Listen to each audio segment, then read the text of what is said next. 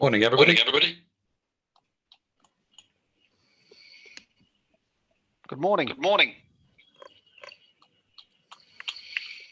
We're just waiting for a couple of minutes for everybody else to join.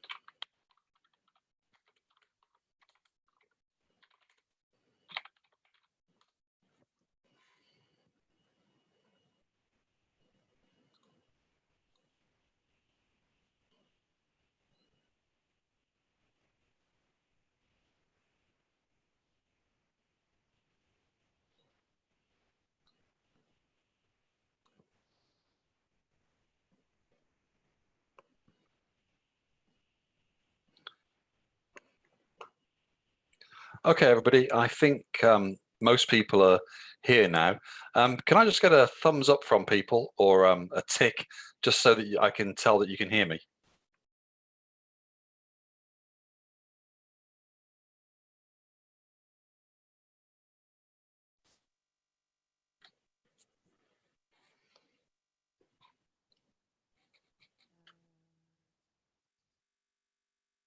Can't see how I do that, so yes, Laurie, I can hear you, thank you.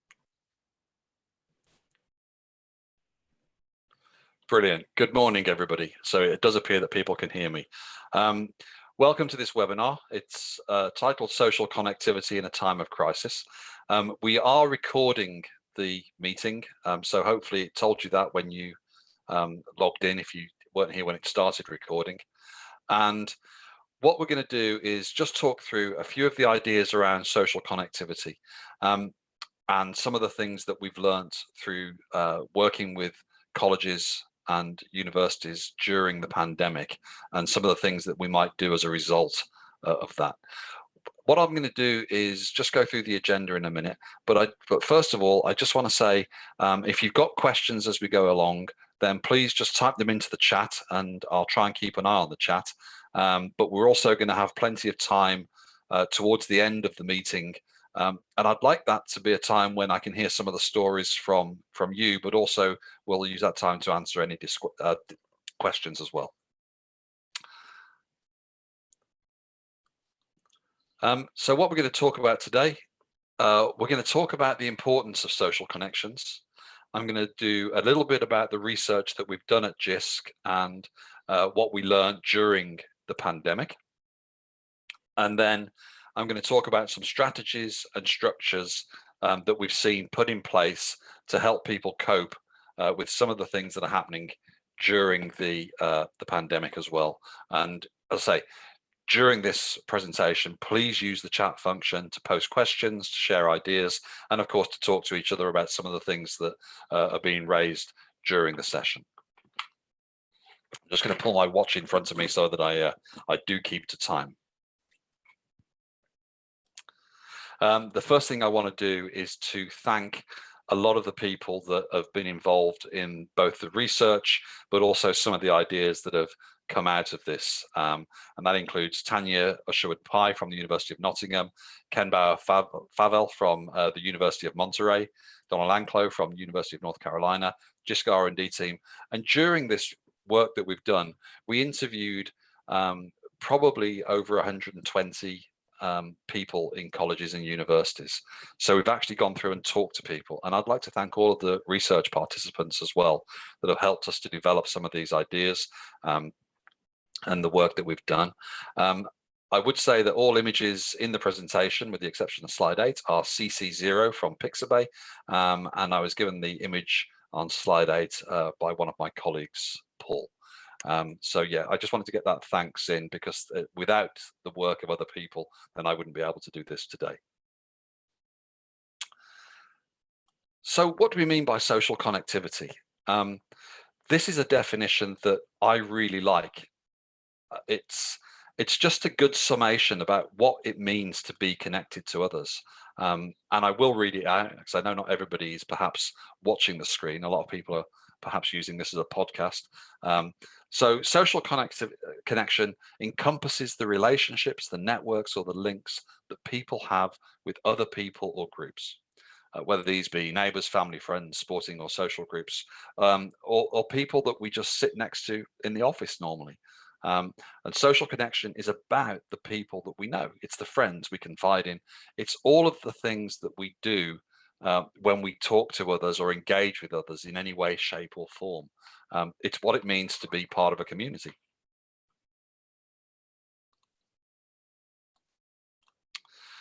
And of course, around this time last year, we started to see that there was going to be disruption, an interruption to normal service as we went into the first lockdown. And a lot of people really struggled with this. A lot of people at the first lockdown especially didn't know how we were going to work, what we were going to do. And one of the first things that we did at Jisc is we started to think about what that actually means. So that disruption and interruption really brought into stark relief that loss of social connection. However, anybody can become socially isolated at any time. It's not just about the pandemic. A lot of the work that I did in the past was around disability, and a lot of disabled people sometimes feel very socially isolated. For some people, it's a mix of complex circumstances that makes isolation a lifelong experiences or a key life event. You know, we know people that have become depressed or things like that, and it leads to a diminished social interaction. There's also obviously structural barriers that contribute to social exclusion. As I said, having worked in disability, I saw an awful lot of social exclusion. And of course, the degree of impact from that social isolation is linked to resources that people have to cope with change as well. What do we have available to us to help us cope with that social isolation? So, what are the things that we can do to lessen social isolation? Other than the current situation, I'm just wondering if people wanted to type into the chat what examples of social isolation you've seen in your students or in others as well. Just going to give people a minute to perhaps think about that and type something into the chat.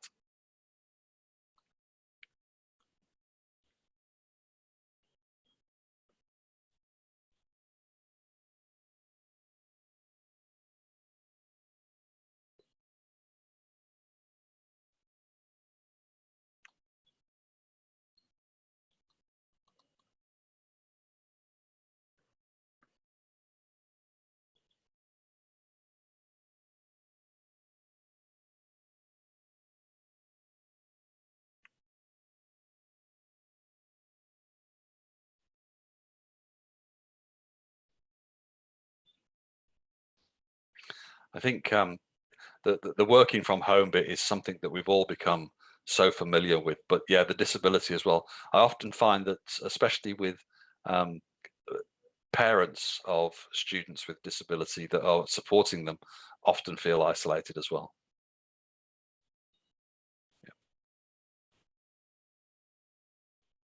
Yeah, that reliance on email, I'm going to touch on that later as well.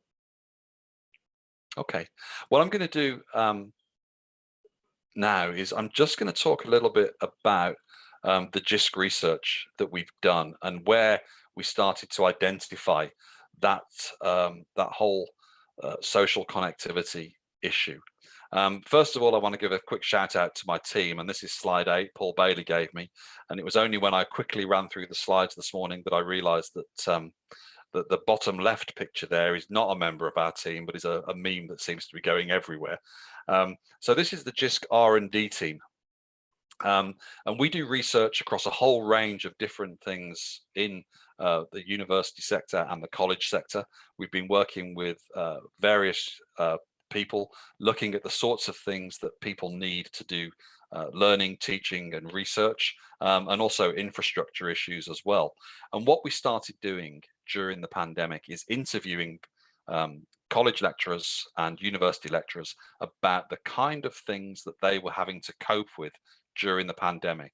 And it was just a general chat about learning and teaching with the intention that we'd try and understand what sort of things we could put in place to help with learning and teaching. Now, as we started to do that, it became really obvious that it was way beyond the learning and teaching issues that were causing problems. And what I've done is I've just collated a set of quotes from the people that were involved in the work that we were doing, things that they said that really highlighted some of the social connectivity issues. I'm just going to read some of these out. Now, this set of interviews, or these set of quotes, were from the first 6 weeks of interviews that we did. So effectively, from March up into April. In the old world, you could just knock on an administrator's door and now you have to email. Some students have embraced technology to communicate with staff. Some students haven't felt the need and are just getting on with things. There are quite a lot of colleagues I haven't had contact with for weeks, maybe 1 or 2 emails. There's just the sense of not knowing how people are doing because you're not in contact with them. And it speaks to that normal working day that we had before the pandemic about walking around a college, talking to people, bumping into students, seeing how they're doing, and that casual conversation that you might have in the corridor. And this is the first time we started to notice how much people were missing that. And so we started to sort of think about, okay, so what else is happening with this and what might be the knock-on effects? And so we started to go through and we reinterrogated a lot more of the data. And as we carried on with our normal research of trying to identify what was happening with learning and teaching, we started to see more and more of this loss of social connectivity as we dug through. Some of these quotes, at first we said, oh, we must have, coffee, virtual coffee mornings and things like that, but it hasn't happened. A couple of colleagues made an attempt to try and get conversations going on Teams. So we see the emergence of quite a lot of Teams groups as well. Here they're talking about posting pet photographs, nothing to do with your work or how you do your work, but trying to get things happening. I think that the reaction in general in the college has just been, batten down the hatches and just do what you can. So there was almost an attitude of stepping away from all of the things that you used to do and just do what you can. That, I know things are hard, but get on with it, which is something we see a lot of. I think that's typical of us as a college, neglecting the social side of things. It's always been a problem, and now it's a bigger problem. I really wanted to go back and unpick this one, that lack of social in the college before the pandemic. And it might be the way that the structure's set up, or it might be that there was lots of part-time lecturers or perhaps part-time students, but we're still looking at unpicking and going back through some of these interviews to find out more about that social connectivity issue. And then towards the end of last year, we carried on doing some of this research. And it became even more obvious. These are much later interviews from later on in the year. There are colleagues that I haven't heard from, particularly those with young children. I'm concerned about how they're doing. We need to be able to talk more informally and be able to sort things instead of having 10 emails. I need to be able to just have a conversation. And this is one that really sort of stuck with me. I'm really glad to be taking part in the research. I live alone. I haven't had a proper, with voices conversation in over a month. And this is somebody that was teaching most days, but they didn't actually see that as a conversation. They were doing a lot of content transmission with their students. They were talking to them a lot about what work they have to do, what strategies they have in place for their learning, for their teaching, but they didn't really feel that that was a conversation. And because they lived alone, they really felt the loss of that. And I'm just wondering, from people in the chat, are people familiar with any of these things being said in their own college or university? Are they familiar with some of the things that have been said? Is this something that does actually ring true with people in the room? If anybody wants to sort of just give me either raise a hand or let me know, unmute and sort of tell me any of these things, that would be great. I am really interested in hearing some of the things that people have experienced. Yeah, hi. Do you want to unmute? And it's not unmuting, is it?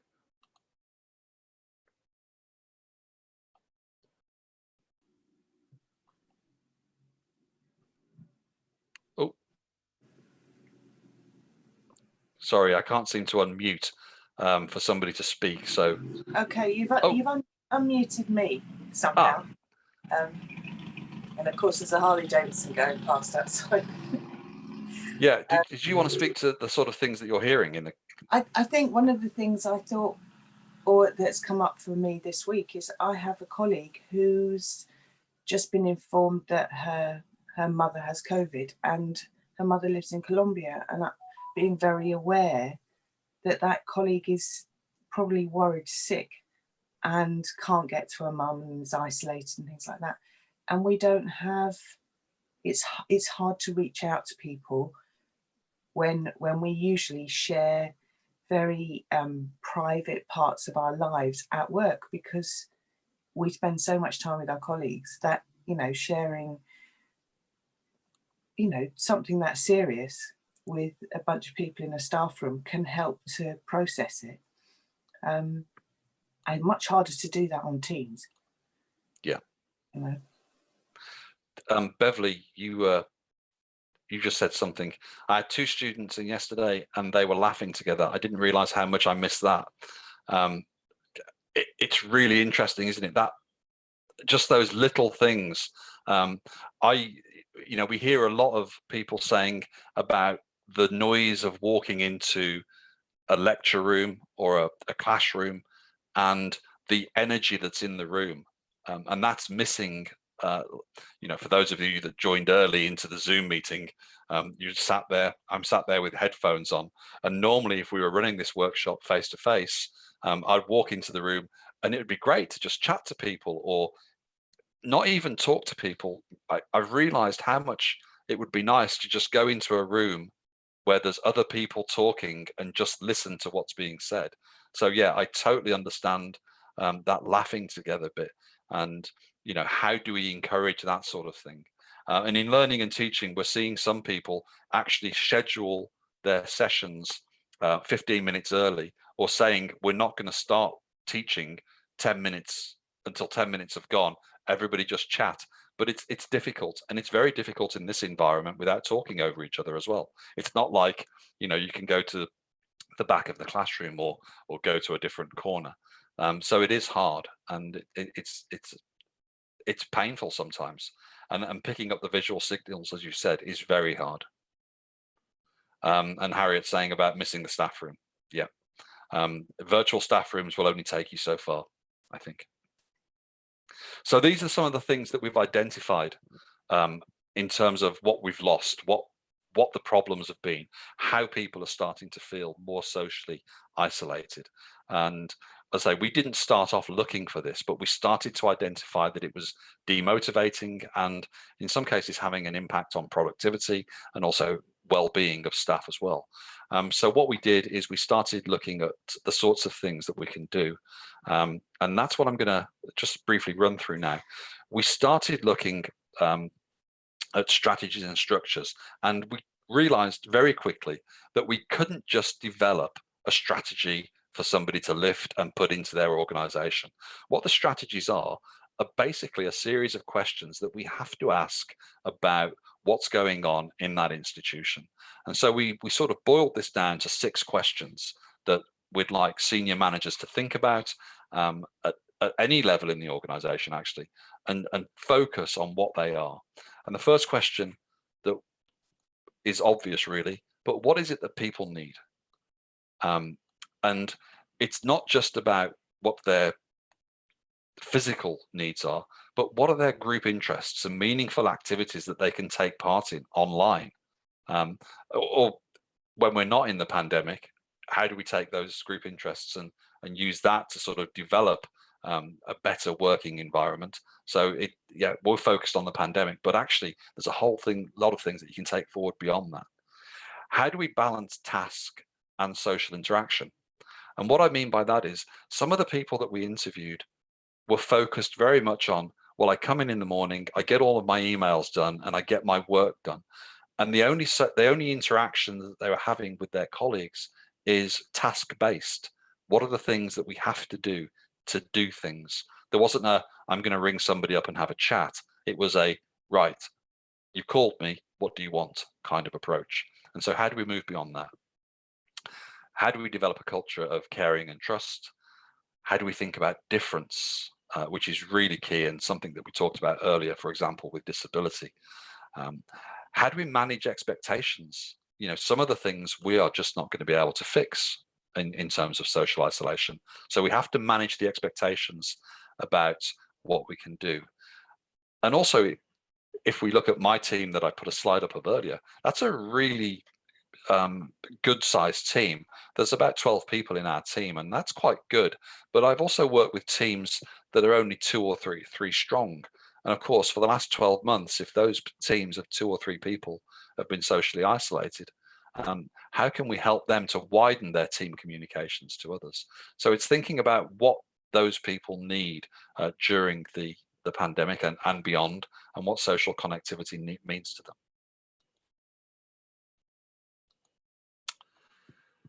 There's also the physical environment. We've heard an awful lot of about what people are going through at the moment. For example, if you've got home kids that are being homeschooled, and they're having to sit in front of a space and you're having to look after the children as well, do you have the space to actually work from home? What's going on in their immediate surroundings? Is there somebody at home with them who's having to do that homeschooling while you're trying to work? And as we go forward beyond where we are now, some might be remote and some not. So how do we actually bring people together that's where there might be a group of people actually at work in a college or university, and some people are still shielding for whatever reason? How do we bring those together? Of course, one of the main things is equipment. I'm really lucky. I will be really honest. I've worked from home for a very long time, and I have a laptop over on my left, and I have a screen here, and I've got a really nice office. It's very light, although it is a conservatory, so in the winter it's freezing cold. But do people have the right equipment to be able to work effectively from home? There's an awful lot of worry at the moment about people working off laptop keyboards and things like that. And are we storing up problems for things like RSI and things like that? So we have to think about that. And during the summer, some of us were talking about, well, is it possible for us to get together and meet up outside? And following government guidelines, but we did think about, well, what are the things that we can do to meet up? And we know lots of people during the pandemic that have met up outside and had meetings outside following government guidelines, just to have somebody different to talk to. So that there are things that we can do currently, not very many, but as we go forward, some of those guidelines are going to be become more apparent, that we can start meeting up. And some people really need to do that. We need to think about who's at risk. The thing that I'm really concerned about is knowing things like the impact of isolation and loneliness. Sometimes we miss it. So we need to start looking at what those things that are happening tell us about the risk. Reductions in participation. Are people stopping coming to meetings? Are they withdrawing from some of the things that you have put in place and you just don't see them anymore? That reduced social contact. The person that was on the last slide that was saying about, I've not had a voice conversation. Well, we should have seen that coming, surely. If somebody's only communicating by email and only responding to emails in a very task-based way, that should tell us something. There's a reduction in confidence of people. Are people not willing to speak or not willing to participate in things? Inability to access the usual coping skills following a crisis. If something happens to somebody, and I know several people who've lost family members during the crisis, their coping skills start to disappear and things start to sort of happen about them because they're going through all of those normal grieving processes, for example, and the normal coping skills of talking to somebody about it, going into the staff room, having a chat. As was just said earlier, it would be great to be able to talk to the person whose mother has got COVID in Colombia, and you can't do it, and they might not be available to talk to. So it's really important. And of course, during this whole process, there's a lack of availability of support from friends and family and the community. It's very difficult. People are forming support bubbles and things like that. So remembering who's at risk, asking the question and trying to understand who in your team is at risk is really key. And people have been putting things in place to make sure that they are contacting people that are isolated. Several of my colleagues live alone, for example, and we always try and have something in place to talk to people. And you should check with HR. HR are really good at this sort of thing. The person who helped me to develop this set of questions actually is from a HR team. And if you've got a good HR team, they will be able to help you to put something in place to sort of help mitigate these risks. The next question is, what are the specific barriers? How does your team like to engage? What are the things that are happening that might be preventing them from engaging? Is it time? Are we just too busy? Do they not have access to the tools? During the start of the pandemic, I knew a lot of people who didn't have access to Skype or Zoom. It was only through certain tools. And those tools became so formal that people didn't actually want to use them. You know, Teams is where I go to have my meetings. Zoom is where I go to chat to people.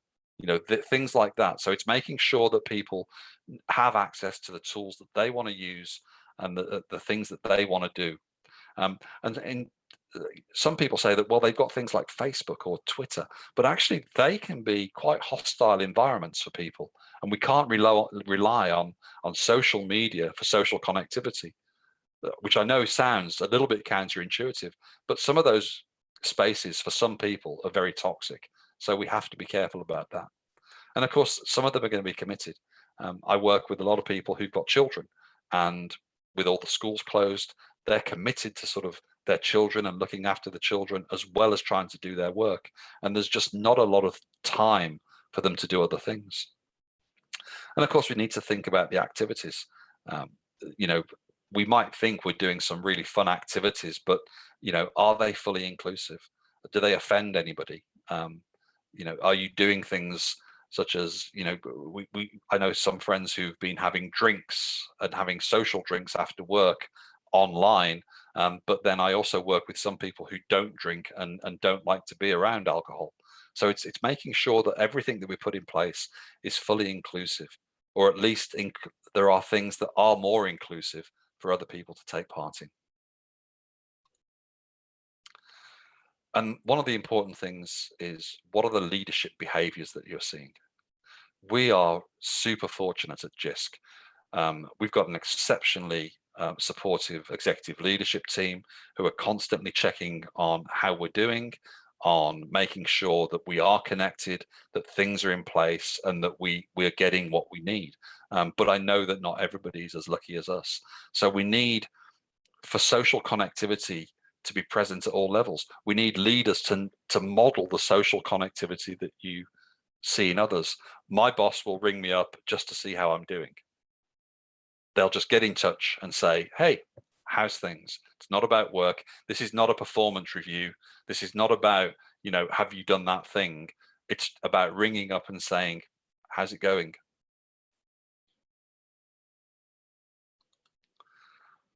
And the other thing is what can we do to reinforce existing social connectivity? What are the things that you see happening that you can actually take forward and say, well, this really works. We can do more of this. How do we strengthen them? Not replacing things that are working. If you find that you've got a group of staff that are doing something that is really working for them, don't look at that and say, well, I think you can do this better. Let people do what works for them. And then when we come out of where we are now, what are the practices and spaces that you want to see to continue to happen and you want to carry on promoting? What are the things that actually really work right now that might be of benefit when we come out of where we are?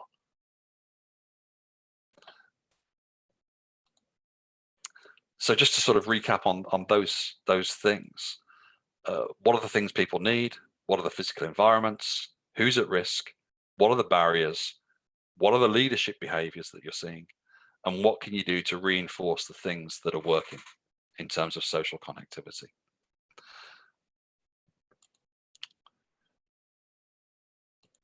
And in terms of what we've covered today, most of it is common sense. We know instinctively that social connectivity is really important to resilience during the current time. We've had an awful lot of people that have reported about how we connect in a social way also helps us to stay productive and keep things going and keep our productivity levels up, but also it just helps to keep us going in other ways as well. Just having somebody to bounce an idea off is key at the moment. So what are the things that people can do? And I deliberately wanted to, and I'm hoping now, looking at the clock, I wanted to keep this to about half the time because I really want to hear from other people about the sorts of things that are working for you and the sorts of things that you think you could put in place as well. So I'm going to let people unmute themselves. And if people want to come in and sort of talk about the experiences that they've had and the ideas that are working for them, that would be really useful.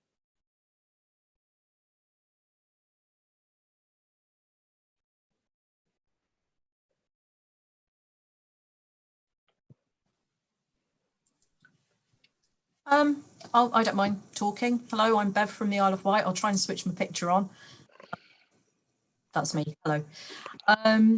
So I think this has been really helpful for me right now, because I think what's happened is everybody has gone into that very task orientated crisis mode, and there's actually very little time for any other social connectivity. So I was reflecting as you were talking on the staff meetings that I currently have. I only have a team of 4 of us. 3 of them are working from home. I'm on campus. So we have a Teams meeting every morning. Sometimes it'll be 10 minutes, sometimes it'll be an hour and a half, but it has got very task focused. And I think I need to take a bit of a step back from that. Last lockdown, I did things like every Friday we did, I set them a challenge. So they had to write a postcard to each other. We had a pub quiz. We did all sorts of like very spurious things like that. But it wasn't about the work. It was about us as a team and about us keeping together as a team when we couldn't be together. I also did an appraisal outside last lockdown. So rather than doing it on Teams, we happened to live in the same town. So we walked down to the seafront because we can do that, and had our appraisal down there. And I also tried to keep in touch with people across college who I knew were isolated and on their own. And I've actually made myself a little list of get in touch with these people again, because they're probably in the same situation. So those were some things that worked last time that I haven't implemented this time, because I've gone into like full on focus mode. I'll shut up. No, it's lovely to hear it. I mean, it must be very hard working in a small team. Yeah, yes and no. I mean, it's easier to keep track of everybody. So I don't have a team. I used to have a team of 10 or 11. So that would have been trickier. And I think this time around, we've all got the right equipment.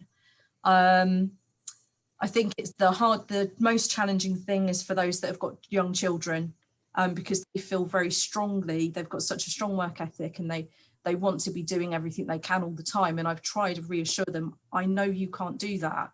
I appreciate that. You can't possibly divide yourself between those two, between what you need from what I need from you and what they need. And you've got to prioritize. You've got to prioritize your children and deal with that. Yeah. I think they're probably the trickiest group of my tiny team. They're the couple of people that it's hardest to support, I think. Thank you. Jim, do you want to talk about the introverts? I'll happily chip in. And maybe it's my naturally contrarian state is to recognise that for some people the stress of the enforced fun aspect of some social interaction can be a real demotivator, and I've certainly encountered that with individuals for whom lockdown and an opportunity to disengage with the social pressures of work is seen as a positive. Now, granted, that's probably a minority, but I think it always worth bearing that in mind, particularly if there's any element of compulsion or enforced fun on activities that we're seeking people to do. It's not always the case that we know what is good for people. People are a pretty good bead on what is good for themselves. I can't agree more about the enforced fun. The enforced fun is a real killer, isn't it? And the other thing I'd say is that it might be the sector in which I work. I work with an awful lot of people that are involved in technology, obviously, because, you know, Jisc. During the first lockdown, I started to do a lot of this research, and a colleague of mine contacted me, and he won't mind me quoting him. His name's Mark Childs. He works as a learning designer, and he sent me a message saying, "Laurie, please remember that this is an absolute dream for me.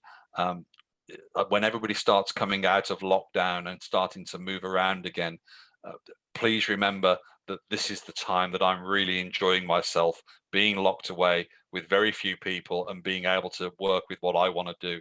And it was just that moment of actually, yeah, you know, it's not about getting everybody back out there again. And he continues to tell me how much he's enjoying, you know, just getting on with his work very quietly and not having to socially interact with people. Not that he's not a social person, it's just that, you know, going out and being into the big group thing. So yeah. So yeah, please. I think there's also something to be said for allowing people to be sad.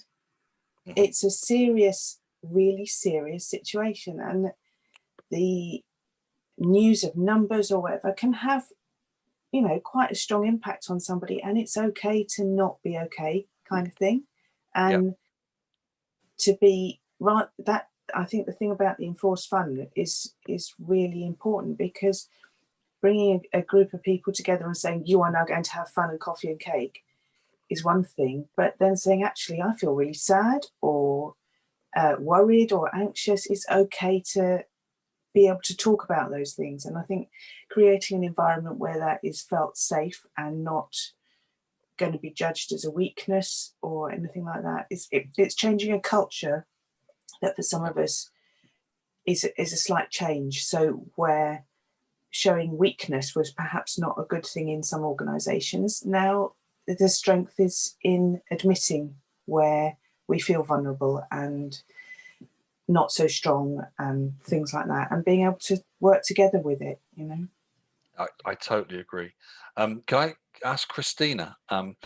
Christina, you saying you're new to the college, and I think one of the hard things is onboarding during this time, but also building social relationships during a time when you're new in a pandemic. What's that been like?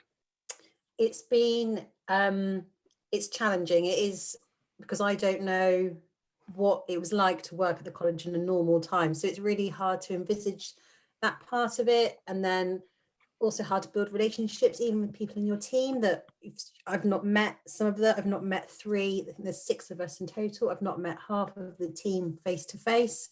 And just I'm trying to, when I go to send an email, I'm like, no, hang on a minute, let me just ring them so I can speak to them, try and build some kind of relationship, because you're not going to get that with someone that you've never worked with over email.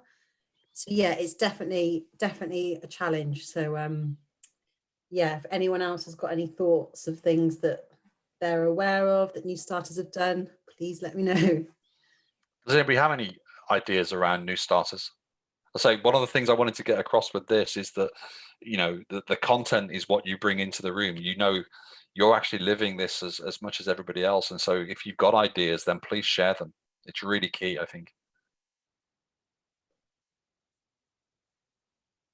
I'm just waiting for somebody to sort of chip in and give you the absolute answer to that one, Christina, but I'm not seeing it. What I have seen working is people have set up cafes, which has been interesting, and not sort of saying everybody has to turn up, but just having a space. And it's usually done on something like Zoom, where somebody says, I'm going to start a meeting for an hour, and here's the actual space. You can come and join. And what they found is that a lot of people just turn up just to hear other voices. So just listening to other people talk. Maybe that little bit of that we talked about earlier, going into a classroom and hearing students talk. But some people have just been doing that, and that's worked. Beverly, you tried hard to make sure I video call new people. How's that working? Do you find that people respond well to the video call?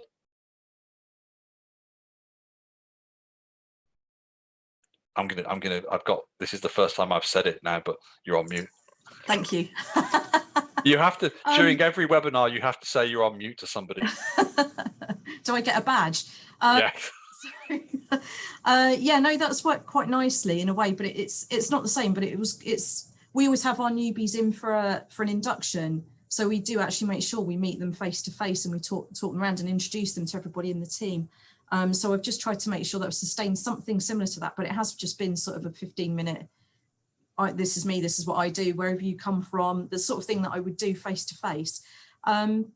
It's still really difficult because I still, I don't know how I can support them best other than just sort of checking in with them every so often and saying, how you doing, really? But yeah, it's not easy. I actually bumped, it was interesting, Christina, saying that, because when I was in the supermarket the other day, the cashier was one of our students, and I didn't recognise her because she was brand new. And I work in the LRC, we've been shut, she hasn't been able to come in here, so I'd never met her.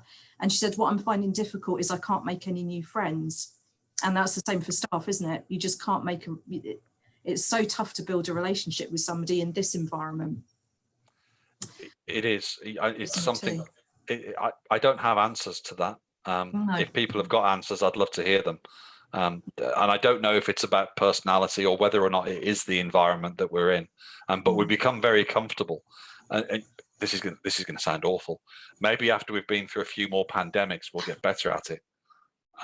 Not that I want to depress anybody, but the more that we do this, and I think the more that we talk about what we're doing here, we've evolved all of these ways over thousands of years of how we socially interact with people. But now we're sort of developing new ways, and I'm not seeing a lot of people talking about it. And one of the reasons for doing these webinars is I really want people to start talking about the social interaction at work. So there's this is going to sound awful. Somebody called M. Greer, and I can only see the actual name that you signed in with. Do you just want to talk about how that went? And you're saying about starting with a new colleague as a job share.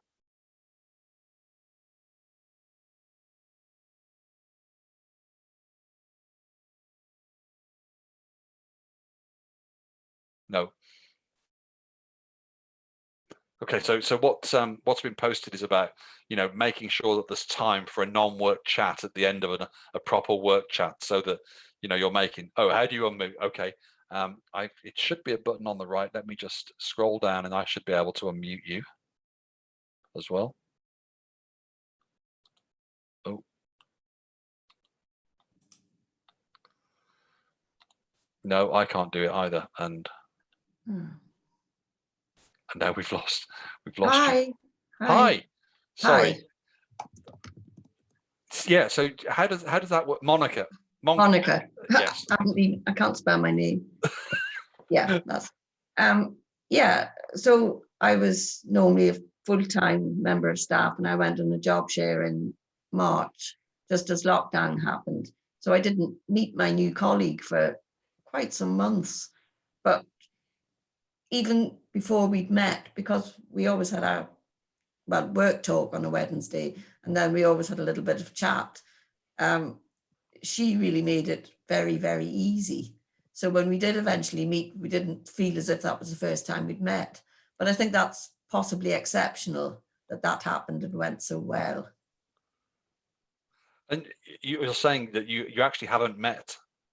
We have met now, not very often, but I mean, we chatted for quite a few weeks before we ever met. So, yeah. I mean, we managed to know a little bit about each other and, whatever.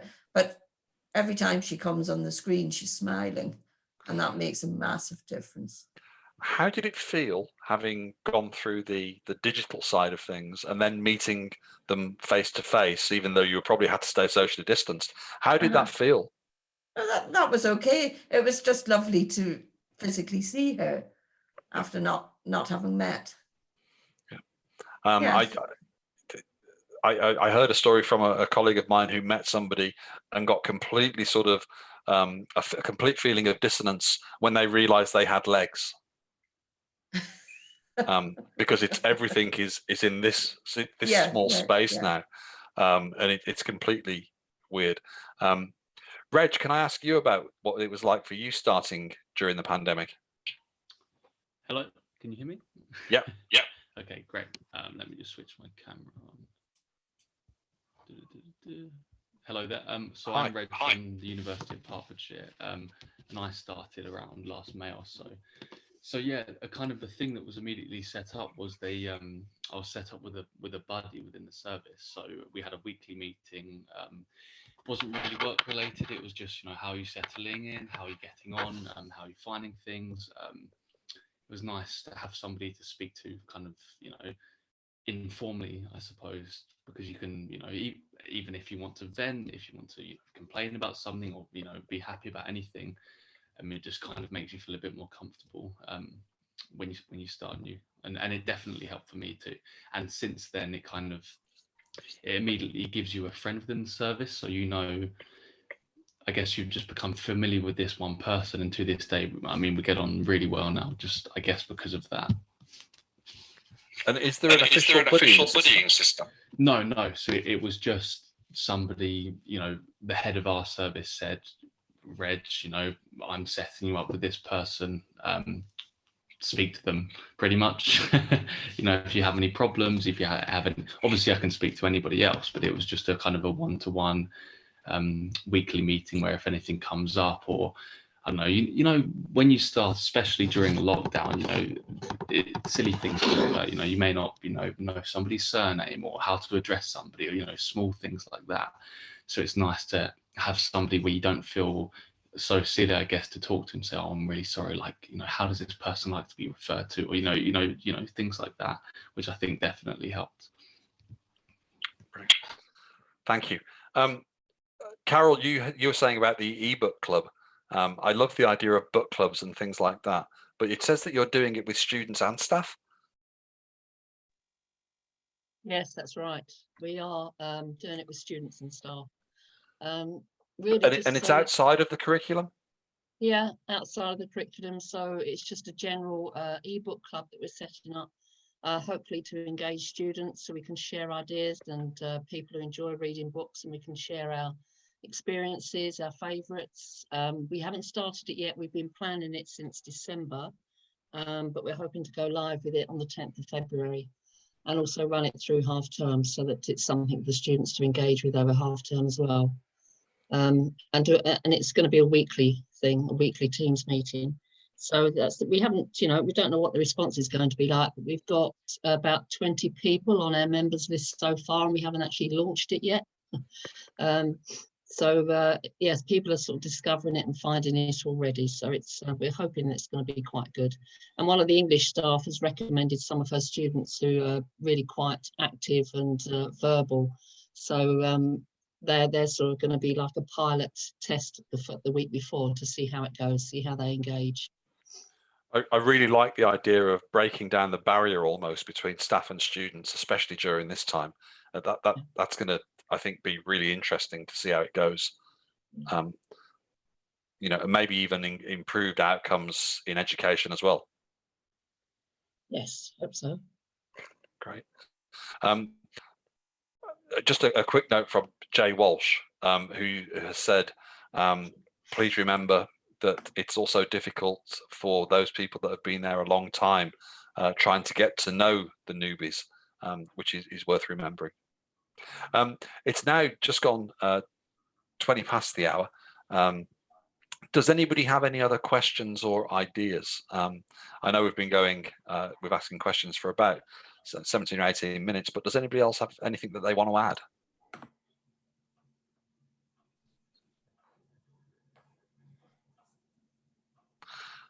Okay, I'm gonna also, somebody wants to talk to Carol about the ebook club, so hopefully you'll be able to stay in contact.